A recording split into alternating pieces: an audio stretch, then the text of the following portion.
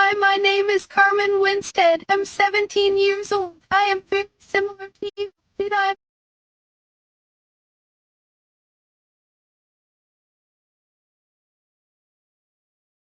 come back up? The police came. The girls said that I had fell and everyone believed them. The police found my body in the sewer. I had a broken neck and my face was torn off. Send this message to 15 people after you listen the whole message if you value your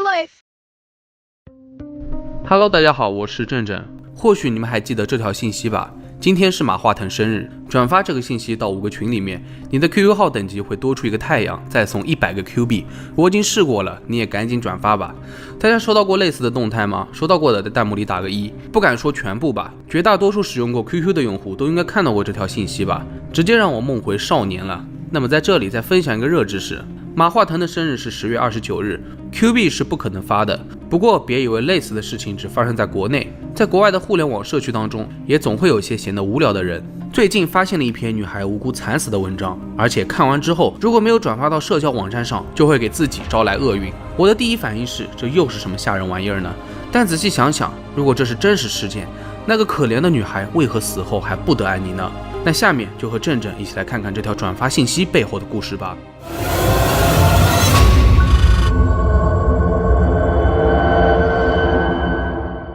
这是在2006年，互联网上广为流传的一封连锁信，除了以电子邮件的形式之外，还包括了社交网站上的传播，都在讲述这个名叫卡门·温斯特德的女孩死在下水道里面的故事。当然了，许多人害怕这个诅咒，都乖乖照做了，不仅转发该文章，还评论他们伤害了卡门。但是总是有人不信邪，不转发又能怎么样呢？据说16岁的罗恩·安德森收到了这条信息之后，并没有当回事。然而就在他去洗澡的时候，就听到了下水管里传来了阴森的笑声，他吓得赶紧回到电脑前转发，但为时已晚。第二天，罗恩的妈妈发现他不见了。后来警方在他家的下水道里面找到了罗恩，他的脖子断了，死相惨烈。因此这一故事更让人坚信，如果不转发，不为卡门伸冤，他就会出现在下水道、厕所、淋浴间，或者当你睡醒的时候，会发现自己在下水道里面，卡门会在这黑漆漆的地方杀害你。那么说到头，这个卡门到底经历了什么呢？据说这个卡门在17岁的时候，由于父亲工作变动，全家都搬到了印第安纳州。这对于卡门来说，生活发生了巨大的变动，他不得不离开朋友，去一所陌生的学校上学。不出所料，刚来到新学校的卡门很不起眼，没有人和他说话，独来独往了很多天。不久之后，卡门加入了一个5人小团体，这些女孩表面上和他当朋友，但背地里一直取笑他，还散播谣言。卡门得知真相之后很生气，质问女孩们为何要伤害他。没想到对峙并没有让他们意识到自己的错误，欺凌行为日益严重。他们每天都想方设法地欺负卡门，扔掉他的课本和作业已经是家常便饭了。卡门的储物柜里面也没法放任何东西，早就被破坏了。更严重的是，竟然有人在他的外套口袋里面放了狗屎，这换作谁能忍呢？积怨已久的卡门不想再忍气吞声了，决定放学之后报告给老师。然而他还是迟了一步。午饭之后，老师宣布学校正在举行消防演习。当警报响起时，卡门和其他学生一样走出了教室，聚集在了空地上。这可是让卡门在全校师生面前出丑的好机会。5人小团体又有了新的幺蛾子了。卡门站的地方靠近下水道，他们5个人推推搡搡，打算把卡门挤进去。最终不知道谁推了他一把，卡门直接掉进了下水道里面。随后老师点到了卡门的名字，女孩们大喊卡门在下水道里面。但当老师们去下水道查看的时候，发现大事不妙。只见卡门一动不动地躺在底部的淤泥中，脖子扭成了一个奇怪的角度，脸上沾满了鲜血。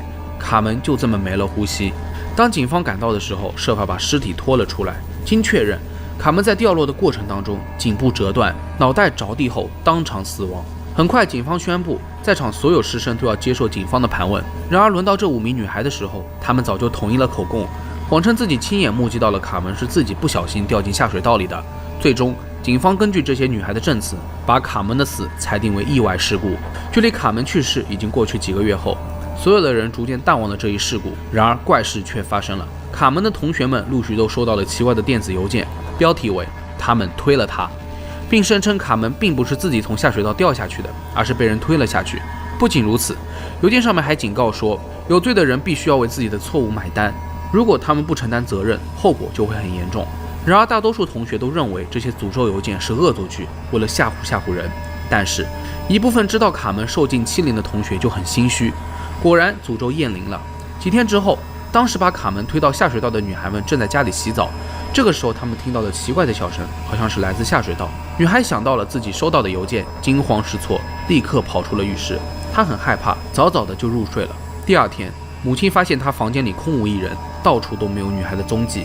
忧心忡忡的母亲叫了警察，展开了大面积的搜索，终于在一处下水道中找到了她的遗骸。女孩陷在淤泥和排泄物当中，和当时的卡门一样，脖子也断了，面目全非。很快，同学们开始相信这封电子邮件的真实性，没有转发的人纷纷开始转发，上面的要求也都一一照做了。评论里还有他们推了他这句话。小团体的女孩们每天都担惊受怕，害怕卡门的灵魂来复仇。果然，他们一个接着一个都离奇的死亡，而死亡地点都是处于下水道当中。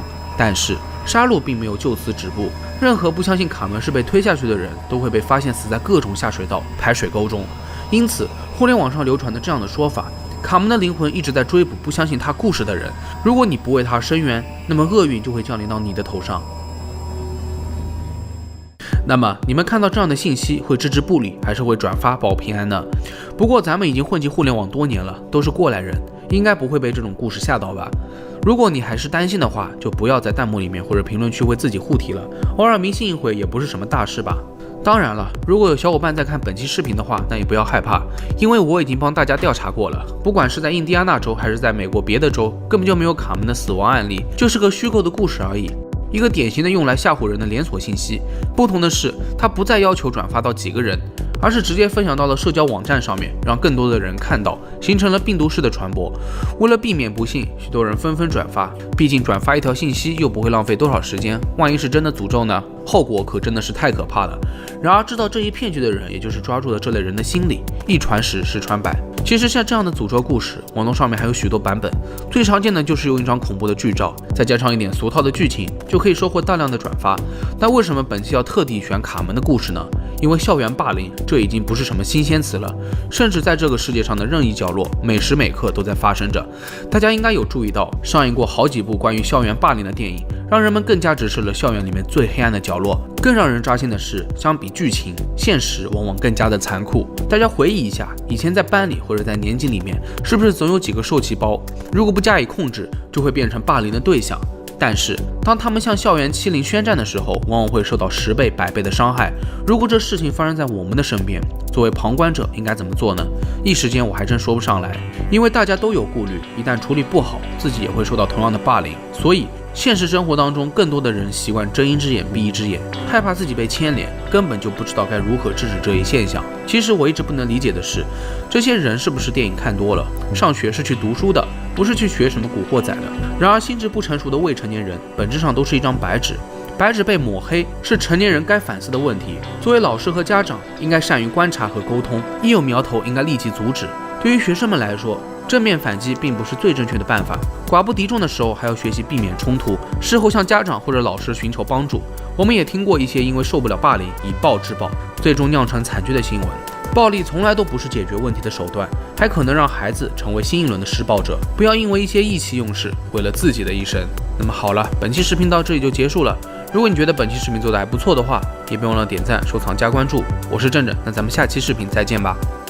Hello， 大家好，我是正正。首先，请各位想象一下，当你无意间走进一个地下室，发现里面摆满了一排又一排的木乃伊尸体，并且造型怪异，你第一反应是什么呢？是误入了死亡博物馆，还是走错了片场？要么这里是在拍恐怖片呢？其实都不是。在意大利西西里岛的巴勒莫地区，就有这么一个地下墓穴，里面存放着成千上万具尸体。然而，在这些尸体当中，存放着一具小女孩的木乃伊。令人毛骨悚然的是，她出名不是因为她年纪轻轻就被做成木乃伊，而是他在一群人的眼皮底下竟然眨了眼，这可不是正正在瞎说，许多游客都亲眼所见了这个小女孩木乃伊的眨眼行为。那么这个小女孩难道真的没有死吗？还是这里隐藏了什么骗局呢？我相信看到这里一定有许多小伙伴非常感兴趣，那么请大家先长按点赞3秒钟。对了，今天的视频一定要多点弹幕，多点爱，因为我怕许多小伙伴看着承包空屏的视频就很难继续看下去了。让我们动起小手，给胆小的朋友一点安慰吧。那么现在就让我们一起走进这个诡异的地下墓穴吧。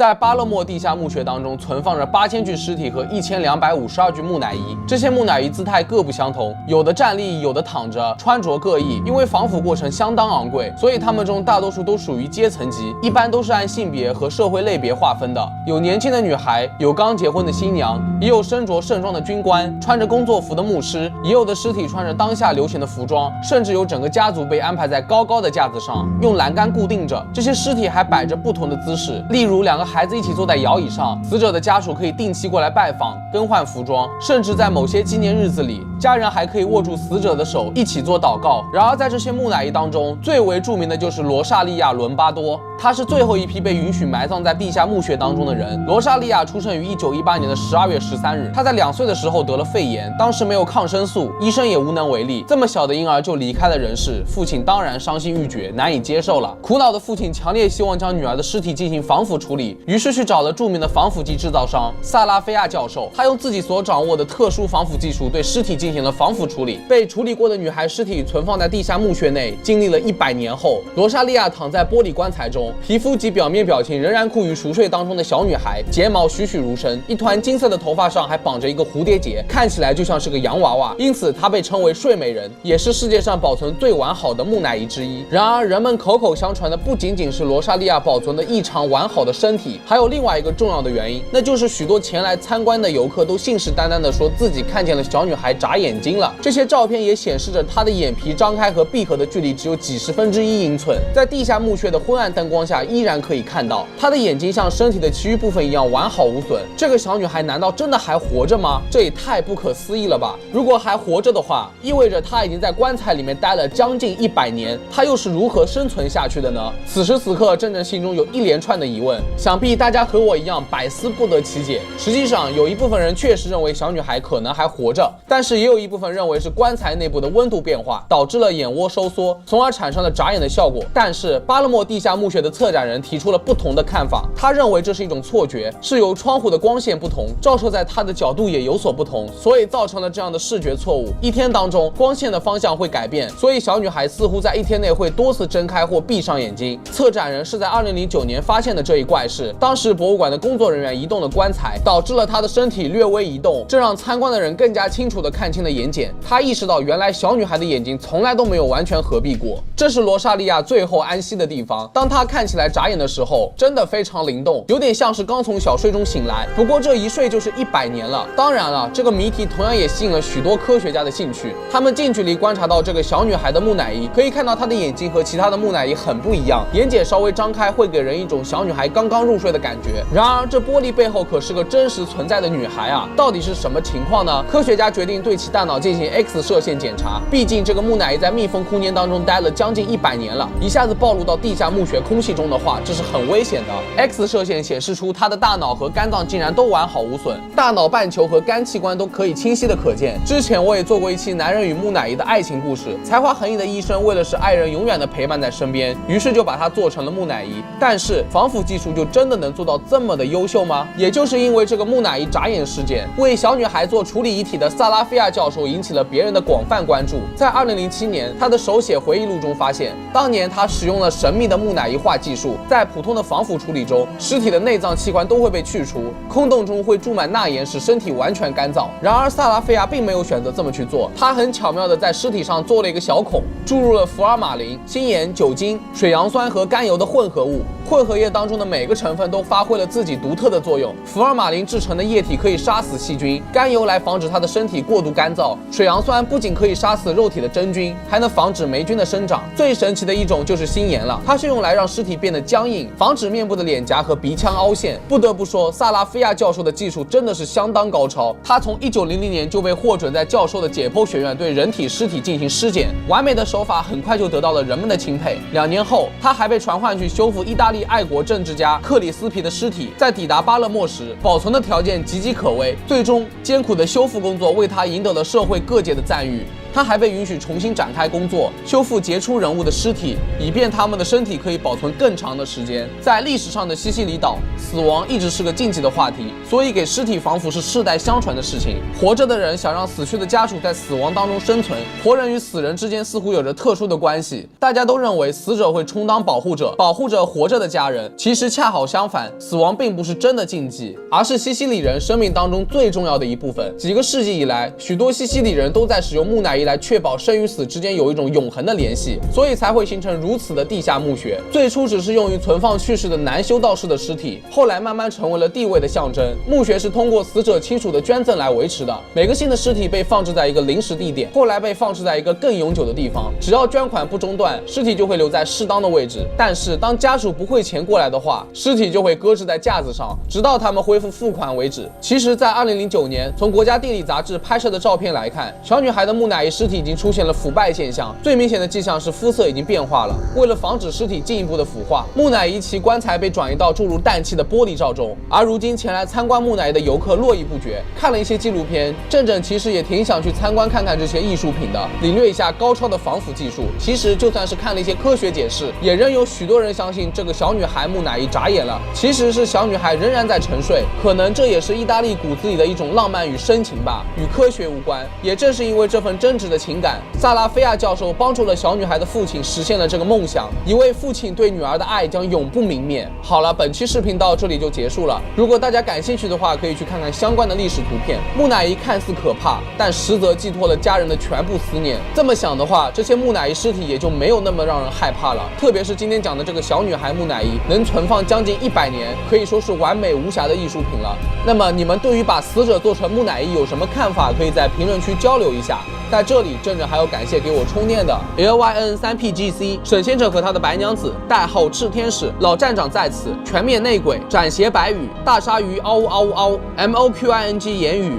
林法兰芬提，极乐 K 杠 Ray Light， 玉版13967号，压腰族人，阿尔法9，选择沉沦。感谢你们对我的支持。那如果喜欢本视频的话，也别忘了点赞、收藏和分享。那我是正正，我们下期视频再见吧。视频里面的这个女孩面对着镜头，正在奋力挥舞着血淋淋的残肢，只求罪魁祸首能够受到应有的惩罚。要知道，她才18岁，就惨遭轮奸、虐待和焚烧，但还是奇迹般的活了下来。令人绝望的是，几名犯罪嫌疑人的来头可不小，眼看着官官相卫，正义恐怕无法得到伸张。再加上骇人听闻的作案细节逐步曝光，人们纷纷走上街头进行大规模的抗议活动。那么，这名花季少女最后的结局是什么呢？所有的这一切会不会都是徒劳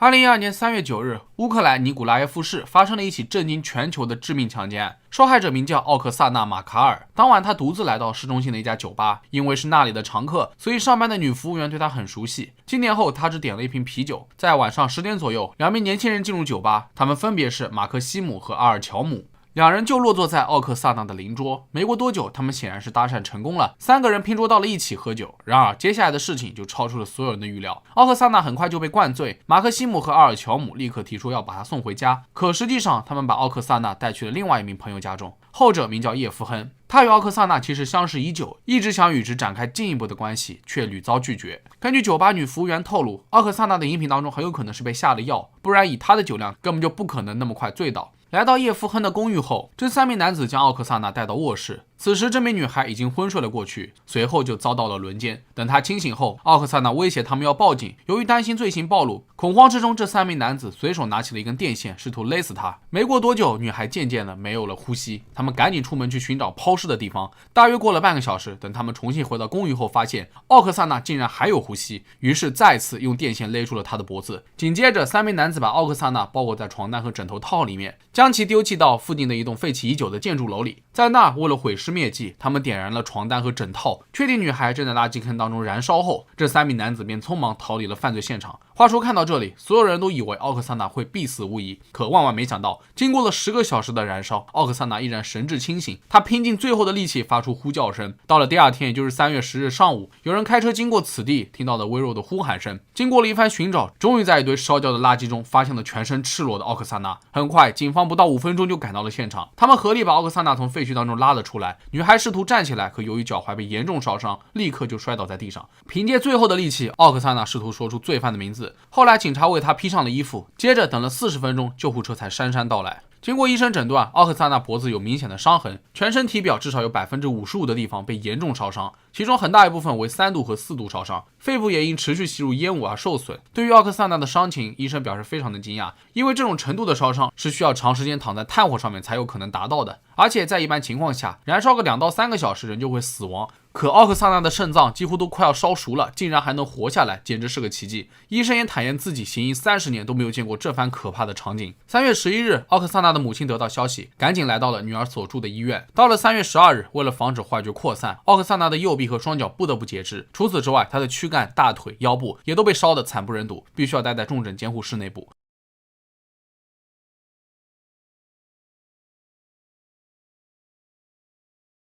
与此同时，警方很快便锁定了犯罪嫌疑人23岁的叶夫亨、24岁的马克西姆以及22岁的阿尔乔姆。他们3人于3月11日被逮捕。但马克西姆和阿尔乔姆在当天就被释放了，原因很简单，他们是官二代。马克西姆的养母在退休前担任区议会主席，而阿尔乔姆的父亲曾在尼古拉耶夫地区检察官办公室担任高级官员，一个两个都非常的有实力。不过剩下的那位叶夫亨就没有人帮他擦屁股了。据说他17岁就离家出走，一直做着最底层的工作，家里还有妻子和2岁的女儿，生活并不顺利。很快舆论炸锅了。居民们都非常愤怒，因为袭击者的特殊身份，这帮官二代根本就不需要为他们的罪行而负责。多年来，在乌克兰，这样凌驾于法律之上的现象早已屡见不鲜。无论这群人做出什么出格的事情，他们身后那帮有钱又有势力的父母，总会想方设法的替他们摆平，哪怕是造成奥克萨娜如此惨重的伤势，上面也能说放人就放人。于是，数千人走上了街头，进行大规模的抗议。不仅如此，他们还计划在全国各大城市同时进行更多的抗议活动，为奥克萨娜伸张正义。下一个可能是你的女儿，这3只野兽没有资格在地球上行走。类似于这样的标语还有很多。话说，当局也被这阵势给吓到了。为了安抚民众，就连当时的乌克兰总统亚努科维奇也站了出来，向大家保证，所有的强奸犯都会受到最公正的判决。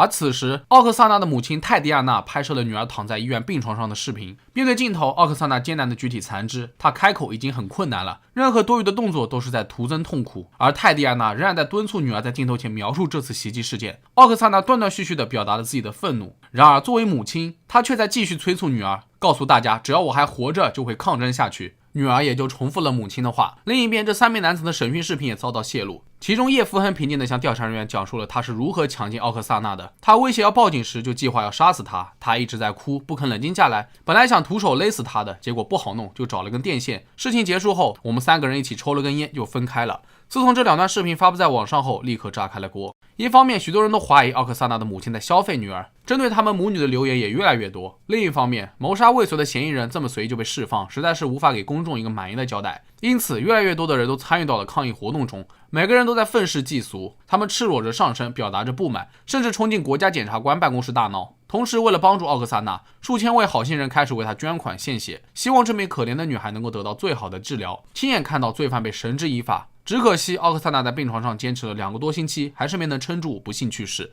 这下3名罪犯嫌疑人的罪行再次升级，迫于舆论的压力，他们又重新逮捕了马克西姆和阿尔乔姆。这次3人均被指控犯有谋杀罪和强奸罪。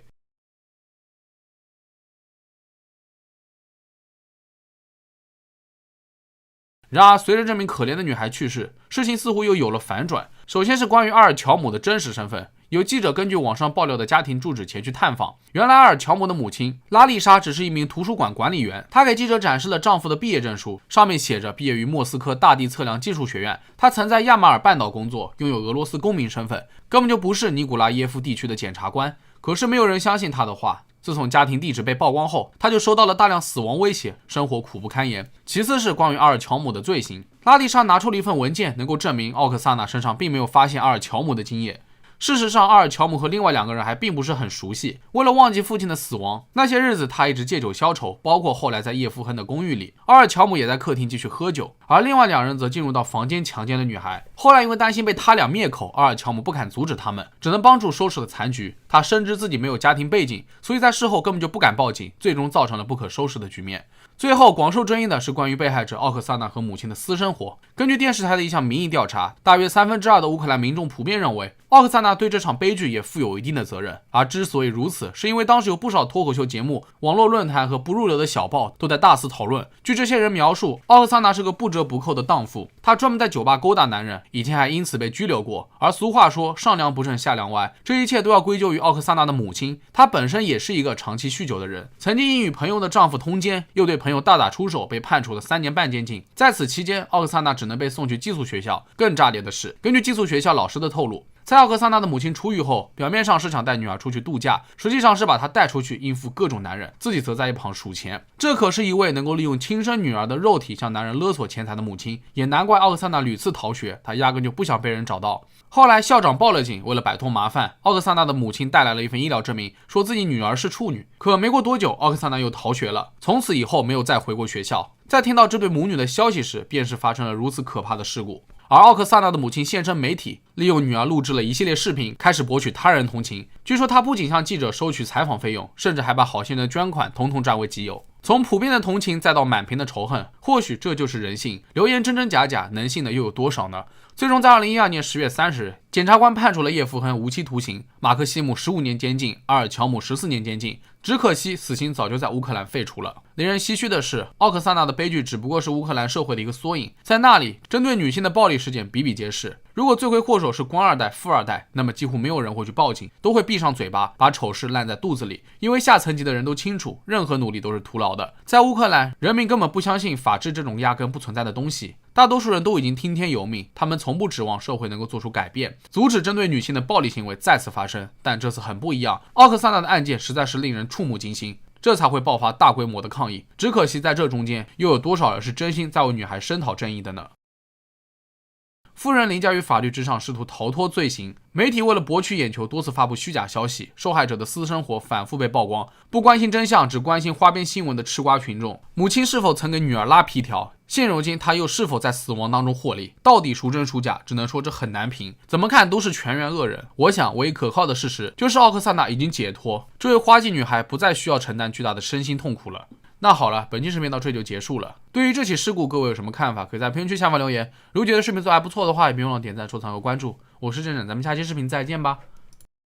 51区是位于美国内华达州南部的一个区域。从表面上来看，那里是一个空军基地，是美国用来秘密研究新型空军飞行器开发和测试的地方。虽然该基地从未宣布是机密的，但该地区的所有信息和事件都被严格保密了起来，甚至连美国总统都不能访问。正因如此，许多人相信它掩盖了大量不明飞行物的阴谋论。在2013年的时候，一份被解密的美国中央情报局的报告当中承认了51区的存在，并解释称只是一个隐蔽的研究场所，但报告当中有许多地方都被涂黑，在谷歌地图当中也被打了马赛克，所以大众之间的传闻并未消停。本期要讲的阿比盖尔实验就出自这一片神秘的区域，而且这可不是什么普通的实验，根本目的就是为了制造一种超级士兵。Hello， 大家好，我是郑郑，本期就和大家探究一下这起非常恐怖的女儿被亲生父亲打造成了科学怪物的事件。准备好3连，让我们一起进入当年的51区。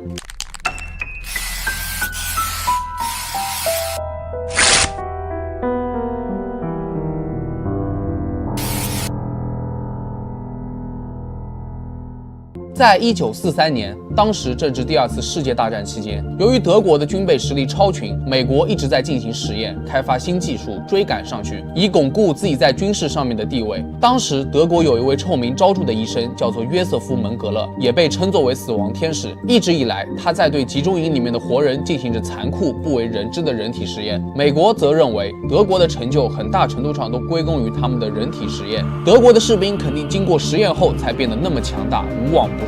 于是，美国也紧锣密鼓地展开新型实验项目，希望能够制造出超强的军队，有所突破。然而，众多次实验都没有对人体的极限有所突破，反而引发了一起灾难。这起灾难则降落在一个叫做阿比盖尔的女孩身上。她是51区最受尊敬的科学家之一，阿尔伯特·韦斯特的女儿。当时，她的科学家父亲痴迷于打造超级士兵，以此投入战斗中。但是，实验必须要有志愿者。而且面对一个新兴的实验，大多数人都不愿意奉献自己的身体。更重要的是，志愿者也必须值得信赖，因为一旦实验奏效了，这一切都必须严格保密，防止敌人窃取实验成果。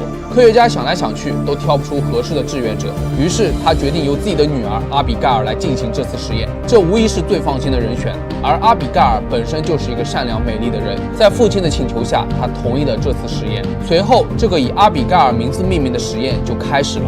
他们开始对这名年轻女子的身体进行各种处理，包括将她暴露于大量辐射和其他的一些未知的东西当中，然后将她锁在一个牢房里面，便于观察她的身体变化。虽然阿比盖尔挺过去了，还活着，但她似乎经历了一场畸形的变异。阿比盖尔不再像一个人，说话像是在咆哮，含糊不清。她经常在地上扭动，无法正常行走。随后，其他共组人员也试图叫停实验，因为阿比盖尔的身体发生了重大的变化，她的脸已经严重变形，越来越宽，皮肤迅速变皱，像是野兽皮一样，头发也开始脱落，骨头和牙齿也过度生长。阿比盖尔已经失去了所有的人类特征，完全失去了理智，根本无法控制自己。然而人都这样了，阿比盖尔的父亲也没有放弃。这位科学家还在等待实验的最后成果，他已经无法中断实验了。如果停下来，阿比盖尔就永远这副样子。只要实验继续，说不定还会有新的变化，他的女儿还会回来。但是阿比盖尔的尖叫声一句句扎在了父亲的心上。据说他父亲曾经进入笼子当中，试图与他交流，但阿比盖尔看上去已经不认识任何人，还试图杀死自己的父亲，从笼子当中逃脱。然而子弹对他已经毫无影响，实验室好不容易再次将他关押，还为此送葬了5名士兵的性命，实在是太可怕了。这难道就是实验成果吗？这种刀枪不入的生物，如果真的投入到战争当中，岂不是轻而易举的就能把德国打趴下了？但是此时的阿比盖尔已经不受人们的控制了，怎么才能为军队所用呢？接下来工作人员只能小心翼翼地继续看管阿比盖尔，他们不得不每天都给他提供大量的食物。据说他们常常看到科学家父亲来到笼子边上，一待就是好几个小时，有的时候还试图与他对话，有的时候则独自哭泣。面对自己亲手打造的怪物，科学家自己也应该很心痛。现在的阿比盖尔已经是一只皮包骨的野兽，他永远失去了美丽善良的女儿。参加实验的工作人员都认为这次实验已经以失败告终，但科学家父亲并不愿意相信这一切，他觉得实验绝对可以奏效，只是时间问题，所以他拒绝终止阿比盖尔的生命。就这样度过了2年时间，父亲再也忍受不了内心的自责，最终选择了自杀。他给同事留下了一封信，恳求他们不要放弃阿比盖尔的生命，直到女儿恢复正常的生活。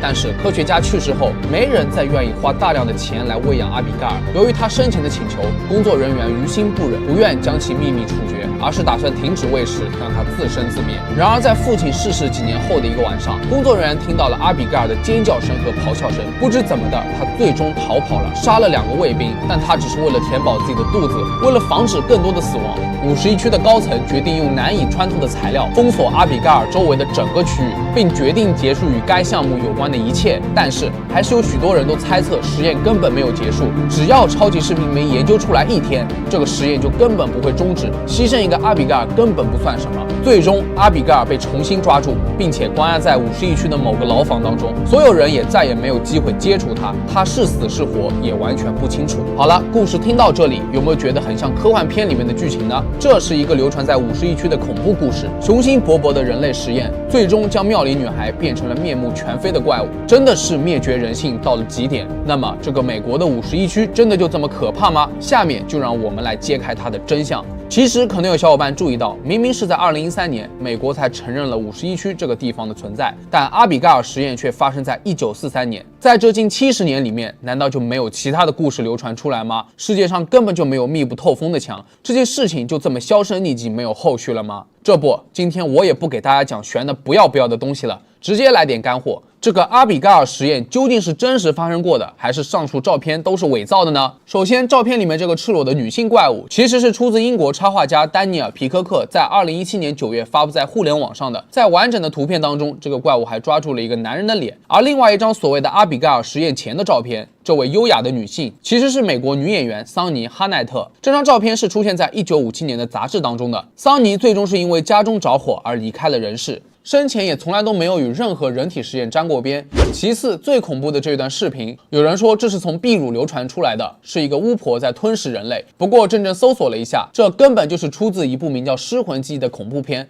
不是什么巫婆，更不是什么阿比盖尔，只能说这是个不错的恐怖故事。很多小伙伴肯定差点就要相信了。确实，这个故事最先是被发表在 Creepypasta 网站上的，那里都是各路网友的原创恐怖故事，有许多受欢迎的都市传说都是来源于此。想不到吧？这件事情从头到尾竟然只是个虚构的故事，再加上它结合了美国神秘的51区，人们本来对这个地方就充满了幻想和阴谋论，这个故事能够流传下去，也就顺理成章了。说到这儿，我相信一部分朋友肯定很扫兴，而另外一部分朋友会放下紧张的心情，但是我相信更多人肯定是有想打我的冲动。没关系的，有这些冲动的朋友用3连表示一下。如果你们也喜欢恐怖故事，可以在评论区留下你们的看法。其实放眼望去，科学在进步，大自然的许多未解之谜都被人类揭开了，但是人类刻意隐藏的真相又得到什么时候才能被揭发呢？可能这是为了不引起世人的恐慌，也可能是为了保护某些人的利益。实际上我们现在所看到的这个世界也是别人想让我们看到的。如果你想研究某件事情的全貌，记得要从多方信息源下手，切勿过早下定论。很多时候你看到的不一定是事实，你以为的事实就不一定是真相。那好了，本期视频到这里就结束了。如果你喜欢这样的内容，别忘记关注我，我是正正，咱们下期再见。